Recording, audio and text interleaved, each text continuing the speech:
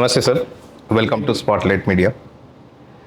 పదవి రాగానే ఏదో ఒక స్కామ్లలో ఇరుక్కునే ఈ టైంలో మోస్ట్ సిన్సియర్ ఆఫీసర్గా మీకు పేరు వచ్చింది. First of all congratulations. So ఆ సక్సెస్ సీక్రెట్ ఏందో మాకు కూడా చెప్తే.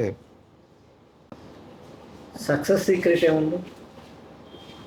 గౌరవ ముఖ్యమంత్రి జగన్మోహన్ రెడ్డి గారు, నేను అత్యంత పేదవాడిని అయినా సరే బాబాసాహెబ్ అంబేద్కర్ ఆలోచన విధానంతో గత 30 సంవత్సరాల నుండి ఓకే. మా జాతి ప్రజలకు ఎక్కడ హాని జరిగినా, దాడి జరిగినా అక్కడికి వెళ్ళి నా జాతి ప్రజల తరఫున చట్టబద్ధంగా పోరాటాలు చేశారు. ఓకే. అందువలన జగన్మోహన్ రెడ్డి గారు నాకు నమ్మకం. విక్టర్ ప్రసాద్ అయితే ఈ జాతికి అండగా ఉంటాడని ఒక నమ్మకంతో నాకు అత్యంత గొప్ప పదవి, క్యాబినెట్ హోదా కలిగింది, ఈ పదవి ఇచ్చారు. నేను స్వతహా అంబేద్కృష్ణి కాబట్టి, భారత రాజ్యాంగాన్ని నమ్ముకున్న వ్యక్తిని కాబట్టి, బౌద్ధాన్ని నమ్ముకున్న వ్యక్తిని కాబట్టి, బుద్ధుని సిద్ధాంతాలు, అంబేద్కర్ ఆలోచన విధానంతో నిజాయితీగా పనిచేశాను. ఓకే. నా ప్రజలు ఎక్కడ బాధితులుగా ఉంటే, ఎక్కడ సమస్యలు సాధ్యమైనంత వరకు అన్నిటికీ వెళ్ళలేము, ఎవరు వెళ్ళలేరు. కానీ 24 గంటలు నేను తిరిగాను. 26 నెలల్లో ప్రతి చోట ఏదో గ్రామంలో ప్రతిరోజు తిరిగాను కాబట్టి విక్టర్ ప్రసాద్ సిన్సియర్, నిజాయితీగా పనిచేస్తున్నాడు అని నా ప్రజలు చెప్పుకుంటున్నారు. ఇప్పుడు టీవీ ఛానల్స్ వాళ్ళు కానీ, మీడియా కానీ నాకు ఎటువంటి ప్రచారం లేదు, ఎవరికి ఇంటర్వ్యూ కూడా ఇవ్వను నేను. కేవలం నా జాతి ప్రజలు ఇక్కడికి వచ్చి, ఎస్సీ కమిషన్ దగ్గరకు వచ్చి నేను చేసిన కార్యక్రమాల్లో నా లబ్ధి పొందిన వారు, చైర్మన్ గారు వెళ్ళగానే రికమెండేషన్ లేకుండా చూస్తున్నారు, వింటున్నారు, వెంటనే సంబంధిత అధికారులకు ఫోన్ చేస్తున్నారు, మా వాళ్ళకి జరిగే అన్యాయాన్ని, మనకు జరిగే అన్యాయాన్ని వెంటనే స్పందిస్తున్నారు, ఒత్తిడి చేస్తున్నారు అని వాళ్ళు ఆ గ్రామాల్లో, ఊళ్ళో ప్రజలకు చెప్పుకోవటం వలన ఈ రకమైనటువంటి నిజాయితీ పరుడు, జాతికి అంకితంగా పనిచేస్తున్నాడని పేరు వచ్చింది. ఓకే. మీరే అన్నారు కటిక పేదరికం నుంచి వచ్చామని చెప్పి. ఎవరైనా కూడా ఒక ఉన్నత స్థాయికి వెళ్ళి 4 రూపాయలు సంపాదించుకుని భవిష్యత్తుకి పనికొచ్చే విధంగా ఉండాలని అనుకుంటారు. మీరు మాత్రం లంచాలు తీసుకోరు, మీ జీతం మీద డిపెండ్ అవుతారు. మరి మీ ఫ్యామిలీని ముందుకు తీసుకెళ్ళడం ఎలా? అదే చెప్పాను కదా, నిజాయితీగా బాబాసాహెబ్ అంబేద్కర్ గారు ఉన్నారు. అంబేద్కర్ గారిని ఇతర దేశాలు, ఇంగ్లాండ్ అవని, అమెరికా అవని, ఇతర దేశాలు కూడా అంబేద్కర్ గారిని అడిగారు, ఓకే మీరు మా దేశంలో ఉండిపోండి, ఒక ప్రధానమంత్రి పదవి తప్ప, లేకపోతే దేశాధ్యక్షుడి పదవి తప్ప ఏదైనా ఇస్తానంటే అంబేద్కర్ గారు రోజు చెప్పారు, నేను నా దేశానికి వెళ్ళాలి, నా జాతి ప్రజలకి అండగా ఉండాలి, నా జాతి ప్రజలకి స్వేచ్ఛ సమానత్వం లేకుండా చెట్ల కన్నా చేపల కన్నా అతిహీనంగా హేయంగా బతుకుతున్నారు అని బాబాసాహెబ్ అంబేద్కర్ వచ్చి ఇక్కడికి వచ్చి పోరాటాలు చేసి తన 4 బిడ్డలను కోల్పోయారు. ఆ సిద్ధాంతం వచ్చున్నాను కదా మేము. మా లక్ష్యం కూడా అది. సో మీరు దేనికన్నా రెడీ అంటారు? ఏమంటారు? దేనికన్నా రెడీ అంటారు మీరు? దేనికన్నా రెడీ అంటే నా జాతి ప్రజలకి జోలికి ఎవడన్నా వచ్చినా వాళ్ళు ఎదుర్కోవటానికి సిద్ధం. సో బాబాసాహెబ్ గారు అయితే మరి 6 అడుగుల ఎత్తు, అంత బలంగా ఉంటారు. మరి మీరు ఎవరైనా మీ మీద దాడి చేస్తే ఎలా ఎదుర్కొంటారు? మీకు సెక్యూరిటీ కూడా ఇవ్వలేదు ప్రభుత్వం. మరి మీది ఇదే ధోరణితో వెళ్తే మీ మీద దాడి జరిగే ఛాన్సెస్ కూడా ఉన్నాయి కదా. ఒక సిద్ధాంతం ఒక లక్ష్యంతో వెళ్తున్నా, దానికి సెక్యూరిటీ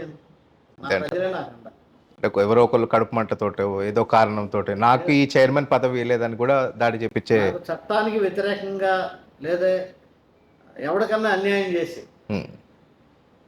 అనవసరంగా ఇతరులను ఇబ్బంది పెడితే వాళ్ళు they will try to attack me. Okay. నేను చేస్తున్న పోరాటం న్యాయబద్ధమైనప్పుడు, నేను చేస్తున్న పోరాటం చట్టబద్ధమైనప్పుడు, నేను చేస్తున్నటువంటి కార్యక్రమాలు రాజ్యాంగానికి లోబడి మా ఎస్సీ ఎస్టీ అత్యాచార చట్టం ప్రకారం చేస్తున్నప్పుడు బాధితులు ఆలోచిస్తారు. ఎవడైతే నేరాలు చేసిన వాడు ఆలోచిస్తాడు, ఇతను చట్టబద్ధంగానే వస్తున్నాడు కదా, ఇతను ముట్టుకుంటే రాష్ట్రంలో లేనిపోయిన గొడవలు వస్తాయి, నా ప్రజల అన్నం ఉంది కదా, నన్ను ముట్టుకుంటే వీధుల్లోకి వస్తారు, ఆ భయం ఒకటిను. ఇతను చేస్తున్న కార్యక్రమం, ఇతను వేస్తున్న ప్రశ్న, ఈయన వేస్తున్నటువంటి మార్గం ఏదైతే ఉందో చట్టబద్ధం అన్న ఆలోచన అందరికీ ఉంటుంది కదా మనసులో. ఖచ్చితంగా. అయితే భిన్నంగా ఉండేవాళ్ళు కూడా ఉంటారు కదా సార్. ఇప్పుడు మీ దగ్గరకు ఒక కాంట్రాక్ట్ కోసమో, లేదంటే ఇంకొక పని కోసమో వస్తారు. వచ్చి అది ఇల్లీగల్ పని ఉంటుంది. మీరు చేయనందుకు మిమ్మల్ని పదవిలోంచి తొలగిస్తే వాళ్ళ పనులైతాయి. లేకపోతే ఇంకా అసలు మీరు లేకుండానే చేస్తే ఈ బాధనే లేదు, నా పనులన్నీ అయిపోతాయి అనుకునే వాళ్ళు కూడా ఉంటారు కదా! మరి మీకు సెక్యూరిటీ అనేది ఖచ్చితం అనిపిస్తుంది నాకైతే. సెక్యూరిటీ అవసరమే. హ్మ్. ఇదే కార్యక్రమం ఎస్సీ కమిషన్ చైర్మన్గా కాకముందే 1988 నుండి 2021 అంటే 21 ఆగస్టు 24 నేను ఈ బాధ్యతలు తీసుకున్నాను. హ్మ్. మరి అప్పుడు కూడా చేసే కదా. అవును. ఇప్పుడు క్యాబినెట్ హోదా ఉంది, హ్మ్. కారు ఉంది, హ్మ్. నా వెనక నడిచే ప్రజలు ఉన్నారు. ఓకే. మరి 1988 నుండి 2021 కూడా ఈ కార్యక్రమాలు చేశాను. ఓకే. అప్పుడు కూడా నా మీద ఎవరు దాడి చేయలేదు, ప్రయత్నం చేయలేదు. ఓకే. కారణం ఏం చేస్తాను, నేను లేవనెత్తే ప్రశ్న కానీ, హ్మ్. నేను విజిట్ చేసే ప్రాంతాలు కానీ హ్మ్. బాధితుల తరపున చేస్తాను. ఓకే. అది చట్టబద్ధం. ఒక లక్ష్యంతో వెళ్తున్నాం. హ్మ్. ఎటువంటి వాడైనా సరే, ఎంత మూర్ఖుడైనా ఆ వచ్చేవాడు నేను లంచగొండ అయ్యి, నేను కూడా చట్ట వ్యతిరేకంగా పనిచేసి, హ్మ్. నేను కూడా అసాంఘిక కార్యక్రమంలో ఇతరులతో పాల్గొనే వ్యక్తిని అయితే హ్మ్. వస్తారు. ఓకే. మనం న్యాయబద్ధంగా వెళ్తున్నప్పుడు అంత తేలిగ్గా ఎవరు దాడి చేయడం ప్రయత్నం చేయరు. ఒకవేళ చేసినా నా జనం ఊరుకోరు. మీ ఆలోచన విధానం, మీరు చేసిన ఉద్యమాలు పబ్లిక్‌కి చాలా దగ్గర అయినారు మీరు. అయితే మీరు ఒక ఎమ్మెల్యేగా, ఒక ఎంపీగా కంటెస్ట్ చేయకుండా ఈ ఎస్సీ చైర్మన్ కమిషన్ పదవిని తీసుకోలే దాని వెనుక ఏం రహస్యం ఉంది? మీరు ఎమ్మెల్యేగా ఏం పోటీ చేయాలనుకోవట్లేదా? నేను ఎమ్మెల్యేగా పోటీ చేయాలా, ఎంపీగా పోటీ చేయాలా, లేకపోతే చట్టసభల్లో ఉండాలన్నది హ్మ్. నేను గారు నిర్ణయించాను. హ్మ్. గౌరవ ముఖ్యమంత్రి జగన్మోహన్ రెడ్డి గారు నిర్ణయించారు. ఓకే. విక్టప్రసాద్ జగన్మోహన్ రెడ్డి గారికి ఒక గొప్ప విధానం ఉంటుంది, గొప్ప మనస్సు, దానికి గొప్ప మనస్సు, హ్మ్. వ్యక్తిత్వం. హ్మ్. తనకన్నా ఏజ్లో పెద్దవాడైతే హ్మ్. అన్నాని పిలుస్తాడు. ఓకే. ఒక ముఖ్యమంత్రి పదవిలో ఉండి, అంత పెద్ద స్థానంలో ఉండి, కోట్లాది ప్రజలకు నేతగా ఉన్న వ్యక్తి హ్మ్. సామాన్యంగా పెద్దవాళ్ళని గౌరవించం. ఓకే. కానీ జగన్మోహన్ రెడ్డి గారిలో ఉన్నటువంటి వ్యక్తిత్వం గొప్పతనం ఏంటంటే, తనకన్నా ఏజ్లో పెద్దవాళ్ళని అన్నా పిలుస్తాడు. Okay. Very nice. Jaganmohan Reddy గారు పిలిచి, అన్నా నీ వలన హ్మ్. మా పార్టీకి అవసరం అన్నా, నీ సేవలు అవసరం, ఎస్సీలందరూ నీ అనుకున్నారు, హ్మ్. మాకు ఉపయోగపడతావు అన్నాను. చట్టసభలోకి రమ్మంటే ఎమ్మెల్యేగా రమ్మంటే ఎమ్మెల్యేకి వెళ్తాను, లేదు లోక్సభ రానంటే లోక్సభకి వెళ్తాను. ఓకే. అసలు వద్దా, నువ్వు పెద్ద కాంట్రవర్సల్ ఇష్యూ, నువ్వు పెద్ద మా తలకి నొప్పి అయిపోయావు, నువ్వు సైలెంట్గా కూర్చోనంటే నోరు మూసి ఇంట్లో కూర్చో. ఓకే. కాంట్రోవర్సీ అనే మాట ఎలాగో తీశారు కాబట్టి, మీరు చాలా బోల్డ్ స్టేట్మెంట్స్ ఇస్తారు. చాలా ధైర్యంగా మీరు ఏదైనా మాట్లాడేస్తారు. ఏది మాస్క్ ఉండదు. ఏది మనసులో వస్తే అది నోట్లోంచి బయటకొచ్చేస్తది. అది మిమ్మల్ని ఎప్పుడన్నా ఇబ్బంది పెట్టిందా? కొన్నిసార్లు నిజం మాట్లాడినా, మంచి నలుగురికి చెప్పినా గూడా అది మనల్ని కష్టాల్లో పెడుతుంది. అలాంటి పరిస్థితులు ఏమన్నా ఎదుర్కొన్నారా? మేము చదువుకున్న వ్యక్తులం కదా, హ్మ్. ఎంఏఎల్ఎల్బి చదువుకున్నాం, హ్మ్. సమాజాన్ని అర్థం చేస్తున్నాం. ఓకే.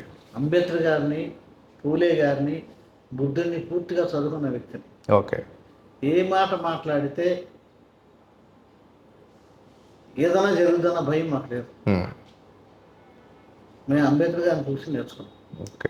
మహోన్నతమైన ఉద్యమాలు చేశారు, ఆయన బాటలో నడిచాం. ఓకే. ఒకరికి భయపడే ప్రసక్తి లేదు. హ్మ్. ఉన్నది ఉన్నట్టు చెప్పట్లమే ఈ సమాజానికి తెలియచేయటమే మా బాధ్యత. ఓకే. దానివల్ల మేము మాట్లాడే మాట వలన మాకేదన్నా వ్యతిరేకత వస్తుందంటే we are ready to face. Okay. మేము చట్టబద్ధంగానే మాట్లాడుతున్నాం, హ్మ్. ప్రజాస్వామికంగానే మాట్లాడుతున్నాం. హ్మ్. రాజ్యాంగంలో ఏముందో, చట్టం మా ఏం హక్కులు కల్పించారో హక్కుల ద్వారా మాట్లాడతామని, హక్కులకి భంగం కలిపే విధంగా కానీ, హ్మ్. రాజ్యాంగానికి వ్యతిరేకంగా కానీ, మానవ హక్కులకు వ్యతిరేకంగా నేను పని చేయట్లా మాట్లాడుతున్నాం. ఓకే. ఉన్నట్టు మాట్లాడతాం. నేను అంబేద్కర్. ఓకే. దానివల్ల ఎవరు ఎటువంటి వ్యతిరేకంగా వచ్చినా కామెంట్ చేస్తాం. వీఆర్ రెడీ టు గో హ్మ్. To discussion. ఓకే. చర్చకి రెడీ. మీరు ఎస్సీ కమిషన్ చైర్మన్‌గా ఉండి ఏమేమి పథకాలు ప్రజలకు అందించారు సార్? ఇంకేమి ఇవ్వాలనుకుంటున్నారు? ఎస్సీ కమిషన్ చైర్మన్గా నా బాధ్యత ఏంటంటే, ఎస్సీల మీద దాడి చేస్తే ఎవరన్నా, హ్మ్. లేకపోతే ఎస్సీల మీద తప్పుడు కేసు పెట్టిన, ఎస్సీల భూములను దౌర్జన్యంగా ఆక్రమించుకున్న, హ్మ్. ఎస్సీ మహిళల్ని అవమానించిన వాళ్ళ మీద చర్యలు తీసుకునే హక్కు నాకు ఉంది. ఓకే. మిగతా నాకు సంబంధం లేదు. ఓకే. అది ప్రభుత్వ పాలసీ. హుహు. ఎమ్మెల్యేలు ఉన్నారు, మంత్రులు ఉన్నారు, వాళ్ళు చూసుకోవాలి. ఓకే. ఇక మీరు అడిగింది అంటే ప్రభుత్వ పాలసీ ఎలా ఉందంటే, I'm appreciating the government, Jaganmohan Reddy గారిని చాలా చాలా చాలా చాలా అభినందిస్తాం. ప్రధానంగా ఏంటంటే ఈ మనిషికి కావాల్సిన 2 ముఖ్యమైన అంశాలు కావాలి. 3 అంశాలు. 1 విద్య, ఎడ్యుకేషన్. 2 హెల్త్. ఓకే. 3 షెల్టర్. ఇల్లు. ఈ మూడింటికి జగన్మోహన్ రెడ్డి గారు ఇచ్చే ప్రాధాన్యత నాకు తెలిసి భారతదేశం ఎవరు ఇవ్వట్లేదు. నిజమండి. ఈ రోజున గతంలో మేము స్లమ్ ఏరియా నుండి వచ్చాం. ఒక ఎస్సీ కులస్తుడిగా నేను స్లమ్ ఏరియా నుండి వచ్చాం. మేము ఉండేది కూడా స్లమ్ ఏరియా. మా ఇంటి పక్కన స్కూల్ ఉండేది. అప్పుడు స్కూల్స్ ఎలా ఉండి ఇప్పుడు స్కూల్స్ ఎలా. నాడు నేడు కార్యక్రమం పెట్టి స్కూల్స్లో విద్యార్థులకి అన్ని ఫెసిలిటీస్. ఇదివరకు 1 సైడ్ వస్తే ఎక్కడో పరిగెత్తాం. ఓకే. అలాగే 2 సైడ్ వచ్చిన అనేక బాధలు పడ్డాం. కానీ ఇప్పుడు అన్ని ఫెసిలిటీస్ కలిసి ఇచ్చారు. డ్రింకింగ్ వాటర్, మంచి వాటర్, చక్కటి మధ్యాహ్నం భోజనం, దాంతో మెనుతో సిస్టమ్. కార్పొరేట్ హై స్కూల్స్ని కార్పొరేట్ కాలేజెస్ తలదన్నే విధంగా ఇంగ్లీష్ మీడియం తీసుకొచ్చి మా జాతి ప్రజలకి అందిస్తున్నాడు. అంతకన్నా ఇంకెక్కువ కాదు. అదేవిధంగా ఆరోగ్యం. నేను ఇటీవల జగనన్న ఆరోగ్య సురక్ష కార్యక్రమంలో రాయచోట్లో కార్యక్రమంలో ముఖ్య అతిథిగా పిలిచాను. నేను వేరే పని మీద వెళ్తే పిలిచారు. ఆ రోజు కొన్ని 100 మంది. ఆయన అడిగా నేను, అసలు పేద గొప్ప భేదం లేదు. ఆరోగ్య సురక్షని 5 లక్షలకు పెంచినట్టున్నాం. ఒక వ్యక్తికి ఎటువంటి సృష్టి చేసినా ఇదివరకు హాస్పిటల్ గేట్కి వెళ్ళేవాడు కాదు. హాస్పిటల్ గేట్లో ఒక అటెండర్ ఉన్నాడు, సెక్యూరిటీ. వాడు ఎలా చేసేవాడు కాదు. ఈ రోజున అదే హాస్పిటల్ ఒక సామాన్యమైన వ్యక్తి వెళ్ళి చక్కగా ఆరోగ్యాన్ని మా ట్రీట్మెంట్ తీసుకుని.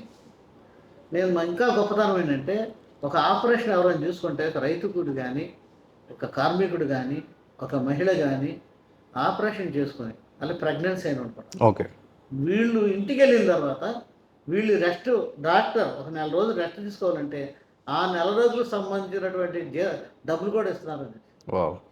ఇటువంటి ఎవరు చేస్తారు? ఇదివరకు ఒక కుటుంబంలో ఏమైనా అనారోగ్యం వస్తే ఎట్టారా బాబు అని ఉన్న ఇల్లు టాటా గుడ్స్ లేదా స్థలం అమ్ముకున్నాం. ఈరోజు నా పరిస్థితి లేదు. ఇంటింటికి డాక్టర్ వెళ్తున్నారు. అలాగే primary health centres, staff nurse, సచివాలయాలు పెట్టి అందులో మెడికల్ సంబంధించినటువంటి వాళ్ళు పెట్టి స్వయంగా బాధితులు ఎవరైతే అనారోగ్యం ఉన్నారో వాళ్ళ ఇళ్ళ దగ్గరికి వెళ్ళి ట్రీట్మెంట్ ఇస్తున్నారంటే అంతకన్నా గొప్ప ఏం కావాలి సామాన్య మానవుడికి. అదేవిధంగా అమ్మఒడి, ఆసరా, గోరుముద్ద లాంటి కార్యక్రమాలు పేదవాళ్ళు. అదే పిల్లల్ని స్కూల్ పంపిణీ డబ్బులు ఇస్తామని చెప్పాడు. ఆయన పాదయాత్రలో గుర్తించాడు పిల్లలు వెళ్తుంటే ఏంటి పిల్లలు అంటే. ఆ దారిలో చెప్పారు, అయ్యా ఈ పిల్లల్ని తీసుకెళ్ళకపోతే మాకు వచ్చే పూట గడవదంటే. అట్లా కాదు, నువ్వు చదివించు నీ పిల్లలకి, నీ పిల్లలకు నువ్వు చదివించు, నేను నీకు డబ్బులు ఇస్తానని నెలవారీ డబ్బులు ఇవ్వటం ఎంత గొప్పతనం. నేను పల్లెల్లో చూశా. గతంలో మా పల్లెల్లో ఆ ఇంట్లో ఆడపిల్లకి ఏమైనా అనారోగ్యం వచ్చినా, పెళ్లి చేయాలన్నా, లేదా చిన్న చిన్న కార్యక్రమాలు చేయాలన్నా, పండగలు చేయాలన్నా అప్పులు తెచ్చుకున్నాం. ఈ రోజున పల్లెల్లో అప్పులు తెచ్చిన వాళ్ళు లేరు. అప్పులు తెచ్చుకున్నట్టు వడ్డీలు కట్టేవారు. ఇప్పుడు ఏదో రూపంలో ప్రతి ఇంటికి, అది ఆటో డ్రైవర్ రూపంలోనో, ఆసరా, గోరుముద్ద, అమ్మఒడి, ఇటువంటి కొన్ని కార్యక్రమాలు ఇంటికి 2-3 లక్షలు వెళ్తున్నారు సంవత్సరం. చెప్పారా? ప్రత్యక్షంగా చెప్తాను. ఇప్పుడు వాళ్ళు అప్పు చేయట్లా, వడ్డీలు తీసుకునే అవసరం లేదు. మరి ఇటువంటి గొప్ప కార్యక్రమాలు చేస్తున్నారు కదా. ఇల్లు గతంలో సెంట్ ఇల్లు ఎగతాలు చేసుకున్నాం. సెంటున్నర ఇల్లు ఏంటి? నేను అనిత్యం ఈ ఎస్సీ కమిషన్ చైర్మన్గా శ్రీకాకుళం నుండి అనంతపురం వరకు 4-5 సార్లు రౌండ్ చేశాను. 24 గంటలు తిరుగుతున్నాను, మీరే చెప్తాను. తిరిగే క్రమంలో ఆ ఇళ్ల స్థలాల దగ్గరికి వెళ్ళి అడిగా నేను. 1 సెంటు స్థలం ఇల్లు కట్టుకుని పైన అప్స్టైర్ వేసుకుంటున్నాను. కుటుంబం గడిచిపో ఇల్లు. మరి ఈ స్కీమ్స్ అనే అయితే ఇది ఒక పక్కన ఉంటే మంచి విద్యను ఇస్తున్నారు జగన్ గారు అని చెప్పి మీరు చెప్తున్నారు. English okay. ఆ విద్య చెప్పే వాళ్ళకి కొంచెం అసహనం అయితే లేకుండా పోలేదు. వాళ్ళకి డీఎల్ రాలేదు అనే ఒక కంప్లెయింట్ గూడా ఉంది గదా సార్. అదేముందంటే ప్రభుత్వం జగన్మోహన్ రెడ్డి గారు సీఎంగా బాధ్యత స్వీకరించారు. హ్మ్. ప్రభుత్వాన్ని అంతా గుల్ల చేసి పెట్టారు గత ప్రభుత్వం. హ్మ్. అన్ని డిపార్ట్మెంట్లో అప్పులు చేసి కోట్లాది వేలాది కోట్లు అవి తీర్చుకోవడం. హ్మ్. అంటే నాకు తెలిసి జగన్మోహన్ రెడ్డి గారు సీఎంగా బాధ్యత 100 కోట్ల రూపాయలు ప్రభుత్వ ఖజానా. ఆహా! ఓకే. ఈయన తీసుకున్న బాధ్యతలు తీసుకున్న తర్వాత కరోనా వచ్చింది. ప్రపంచం అంతా హ్మ్. ఆ కరోనాకి అనేక ఇబ్బందులు పడ్డారు. కానీ మన రాష్ట్రంలో కరోనాకి జగన్మోహన్ రెడ్డి గారు బాధ్యతలు తీసుకుని ఏ పేదవాడు ఆకలికి బాధపడకూడదు, మందుకు బాధపడకూడదని 2 సంవత్సరాల పాటు కరోనాను పూర్తిగా రాష్ట్ర ఆర్థిక వ్యవస్థను సర్వనాశనం చేసినా సరే మరి దాన్ని తట్టుకోగలిగాడు కదా. అవును. అందువల్ల కొన్ని ఇబ్బందులు ఉంటాయి. హ్మ్. అసలు ఇవ్వడం లేదా లేట్ అవుతుంది. మరి ప్రతిపక్షాలు మీరేమో ఇంత గొప్పగా చెప్తున్నారు. ప్రతిపక్షాలు మాత్రం జగన్ పరిపాలన అసలు బాలేదు. ఫ్లాప్ అయిపోయింది. మళ్ళీ నెక్స్ట్ గవర్నమెంట్ టీడీపీ అన్నట్టు మాట్లాడుతున్నారు. ఎందువల్ల ఇది జరుగుతుంది? కొత్తదనం కోసం ఏమన్నా ట్రై చేస్తున్నారా? తెలంగాణలో జరిగినట్టు ఆంధ్రాలో జరిగే ఏమన్నా సూచనలు ఉన్నాయంటారా? తెలంగాణలో దొరల పాలన, గడిల పాలన, హ్మ్. నియంతృత్వ పాలన ఒక కుటుంబం. ఒక కుటుంబం లేదా హ్మ్. ఒక కుటుంబం పాలన కాదు కదా. ఓకే. అక్కడ ఒకే కుటుంబంలో 4 మినిస్టర్లు ఉన్నారు, ఎంపీలు ఉన్నారు. ఇక్కడ ఓకే. లేదు కదా. హ్మ్. ఇక్కడ ప్రజాస్వామ్య పాలన జరుగుతుంది. హ్మ్. అయితే ఆర్థిక పరంగా ప్రపంచవ్యాప్తంగా వచ్చిన కరోనా కానీ గత ప్రభుత్వం పోకడ వలన ఖజానా గడ్డి పడుతూ ఉంది. అన్నీ సరిదిద్దుకుంటే కొన్ని నష్టాలు జరుగుతాయి.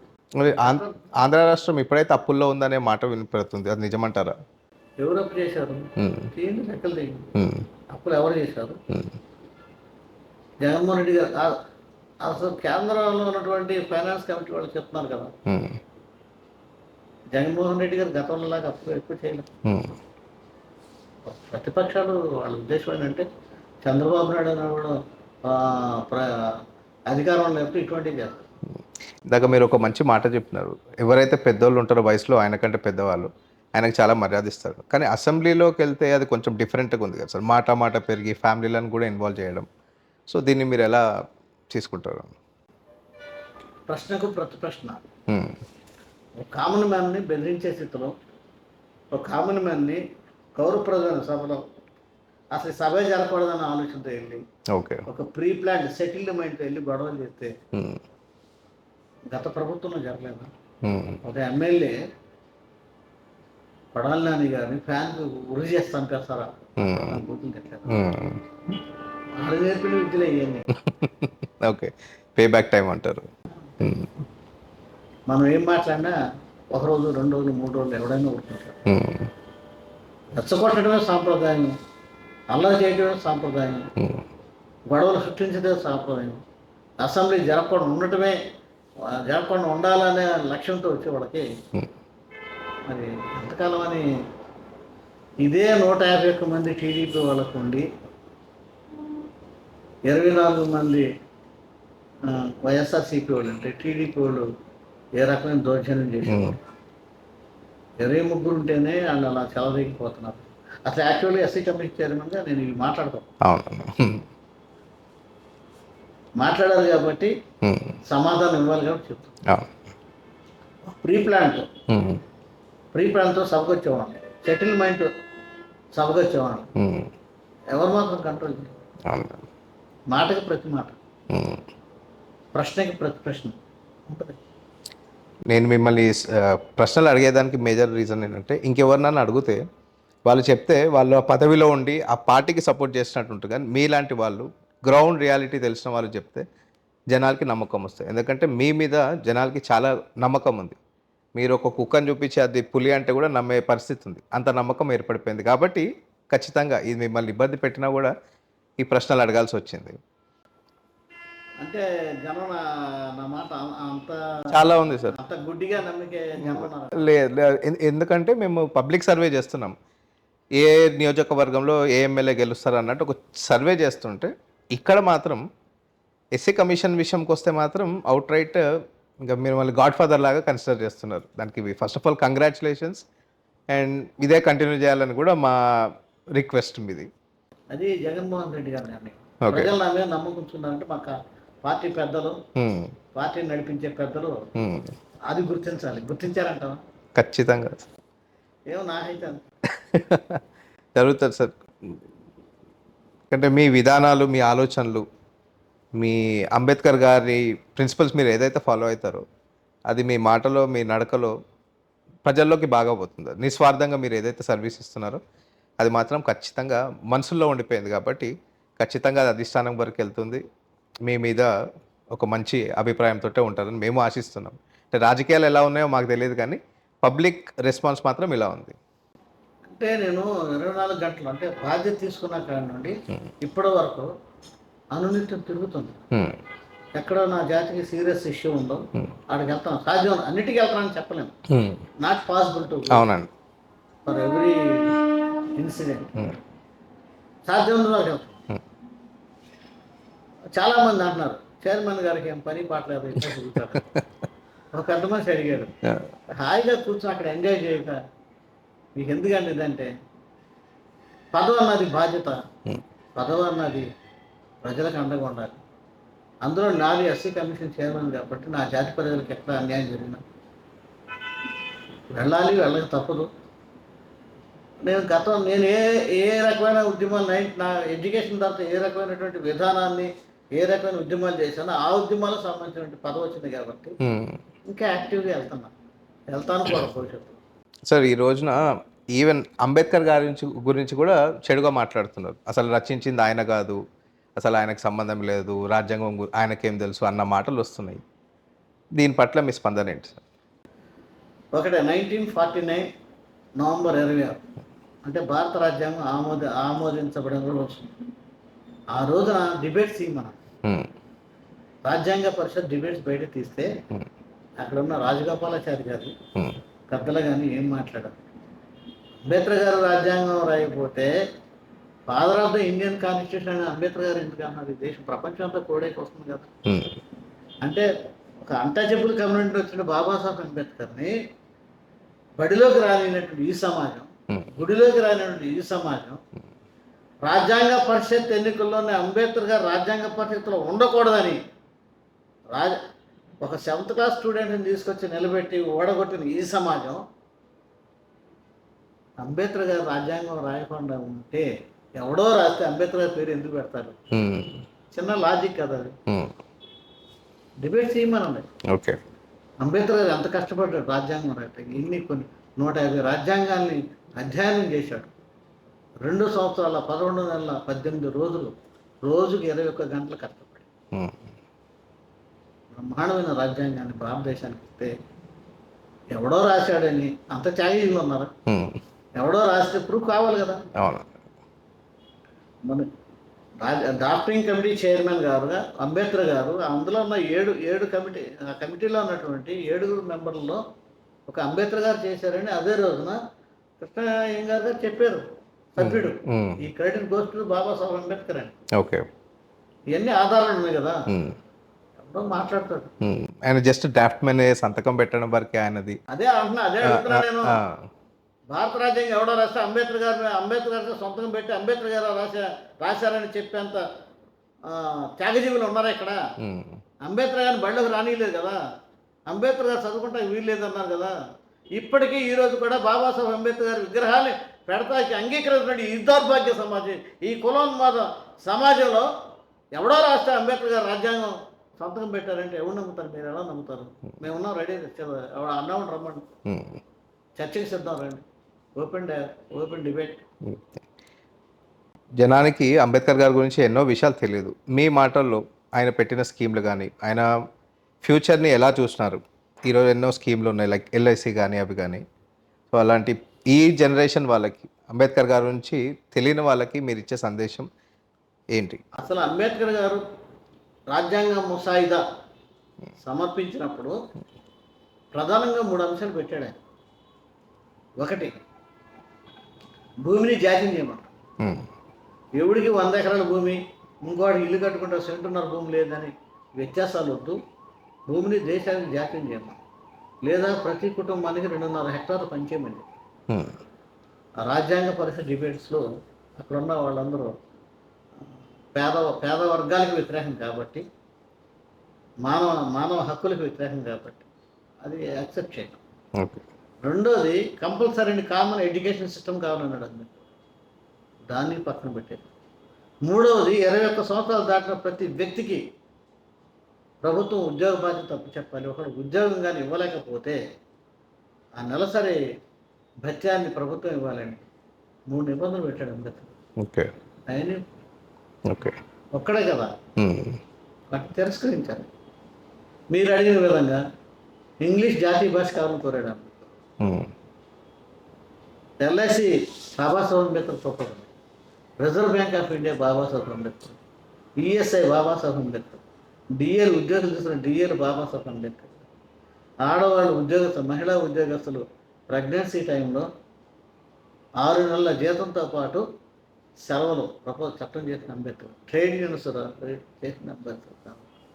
అలాగే ఈఎస్ఐ బాబాసాహెబ్ అంబేద్కర్ గారు, grid system Babasaheb Ambedkar, projects Damodara valley project ఆయనే డిజైన్ చేసి రిస్ట్రిక్టెడ్ టైంలో చేసి చూపించినటువంటి బాబాసాహెబ్ అంబేద్కర్.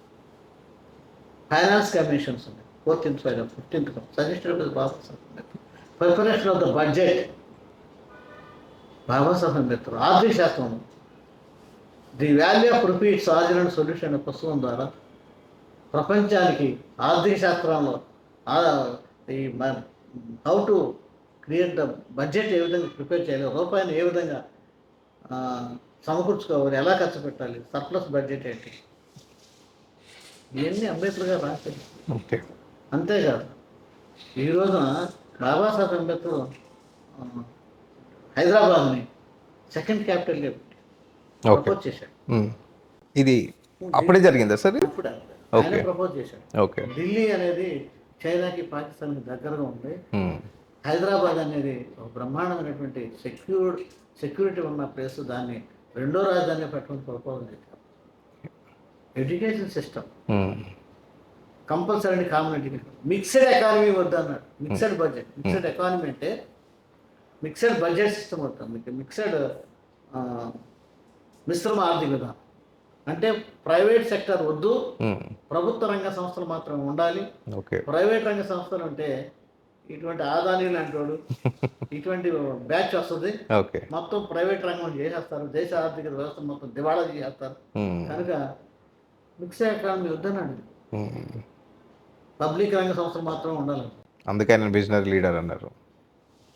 భారతదేశం గురించి అంబేద్కర్ గారు ఆలోచించినంత డెప్త్గా ఈ దేశ ప్రజలకి క్షేమాలు ఏ రకంగా ఉండాలి, మనిషిగా గౌరవించే సమాధానం ఎలా ఉండాలి, మనిషికి మానవ హక్కులు ఏ రకంగా ఉండాలి, ఇవన్నీ బాబాసాహెబ్ అంబేద్కర్ గారు.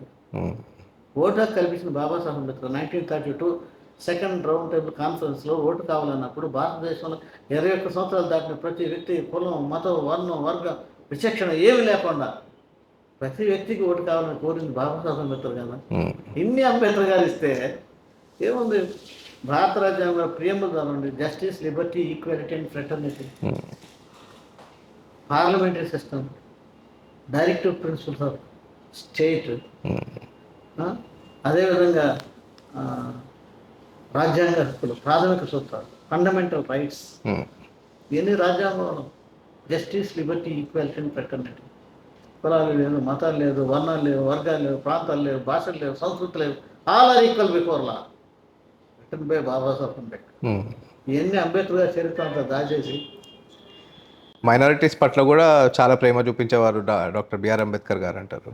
మహమ్మద్ అలీ జిన్నా, అంబేద్కర్ గారు, వీళ్ళిద్దరూ మైనారిటీస్ గురించి చాలా పోరాటాలు చేశారు. పార్లమెంట్ డిబేట్స్ చేయాలి, హిందూ కోడ్ బిల్లు, మహిళల ప్రత్యేక హక్కులు,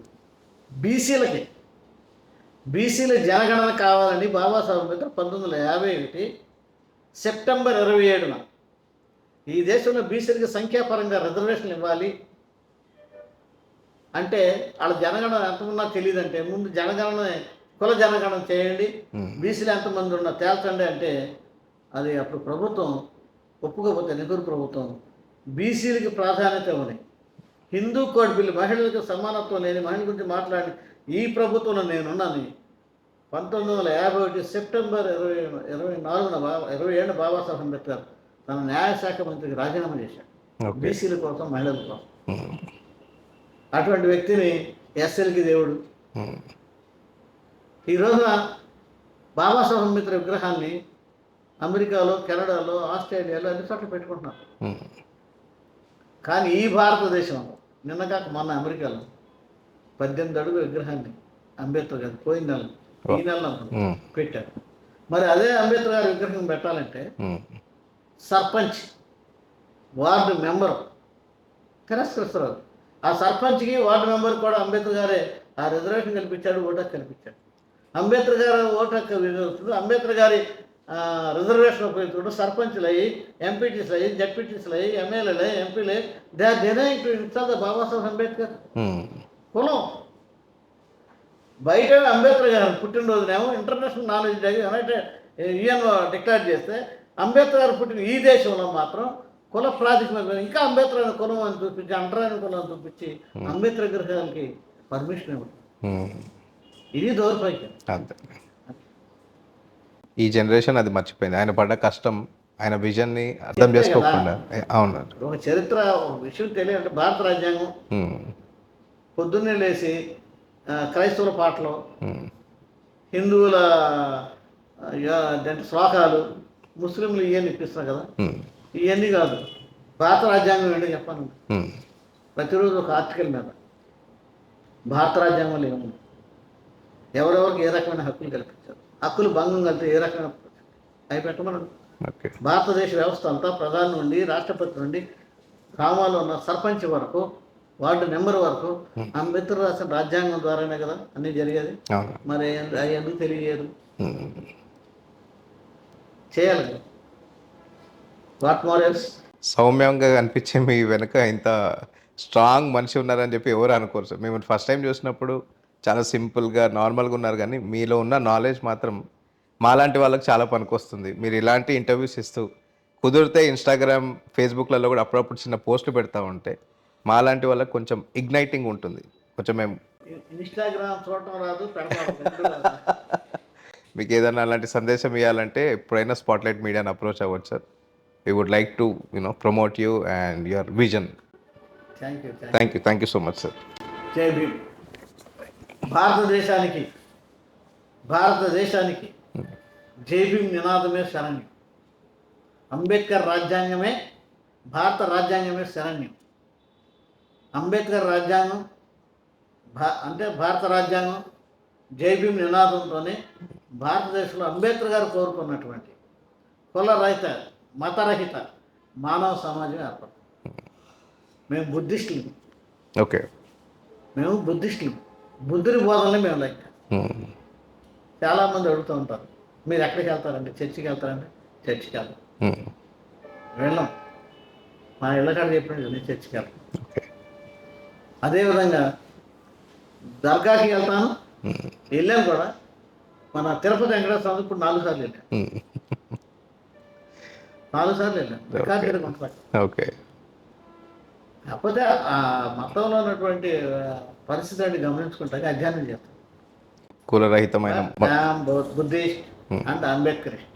వెరీ నైస్. నాకు మతం లేదు, కులం లేదు. నేను భారతీయుడిని. భారత సమాజంలో మనిషిగా గౌరవించే సమాజాన్ని ఏర్పడాలని, అందరూ కులాలకి, మతాలకి, వర్ణాలకి, వర్గాలకి, భాషలకి, సంస్కృతులకి భిన్నంగా మనుషులుగా బతకాలని కోరుకునే బౌద్ధానికి సంబంధించిన వ్యక్తి. Very nice. అంబేద్కరిస్ట్. గర్వంగా చెప్పాను. ఖచ్చితంగా.